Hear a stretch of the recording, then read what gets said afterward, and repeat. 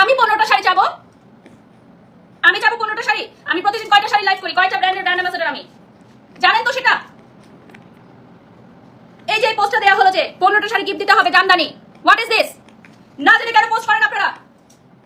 সাহস অনেক বেড়ে গেছে সবার, কিছু না বলতে বলতে না বলতে বলতে চুপ থাকতে সাহস বেড়ে গেছে। কিছু বলি না বলে কি সাহস বেড়ে গেছে সবার? যেমন চাই তাই বলতে পারবেন আমাকে? দিন রাত নাই, খাওয়ার কাজ নাই, একটা ব্র্যান্ডকে উঠানোর জন্য কাজ করি। আমার 15টা শাড়ি দরকার। আমি সেই জায়গায় আছি যে কোনো ব্র্যান্ডে গেলে পুরো শোরুম আমাকে খালি করে দেয় যে আপু পরেন, আপনি পরে জাস্ট একটা ট্যাগ দিবেন আমাদেরকে, আর সেটার জন্য আপনাকে পেমেন্ট করবো, কারণ যে ড্রেসটা বিক্রি হবে সেটার কমিশন দিব আপনাকে। টিস্যু দাও, সবকিছুর বিচার হবে একদিন, জাস্ট এটা মাথায় রাখবেন এবং সেটা দেখে যাবো ইনশাল্লাহ।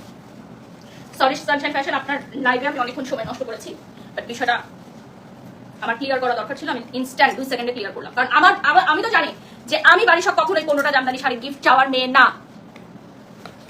আর যারা আজকে আমার এই কান্নার ভিডিওটা নিয়ে ট্রল করতেছেন, 6.3K ভিউয়ার্স আছে, একদিন আপনাদেরকেও কানতে হবে, এটা মাথায় রাখবেন। চিল্লালেই আপনি সঠিক হয়ে যাবেন, এক্স্যাক্টলি চিল্লাই না বলেই আপনারা মনে করেন কেউ অন্যরা সঠিক, আমি না।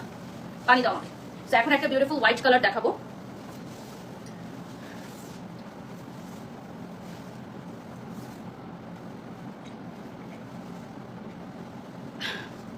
আর ওই মেয়েটার তো পুরো জীবনটাই আমাকে ঘিরে, ওর লাইফটাই হচ্ছে আমাকে ঘিরে, ওর আর কোনো কাজ নাই জীবনে, ওর লাইফটাই হচ্ছে আমাকে ঘিরে।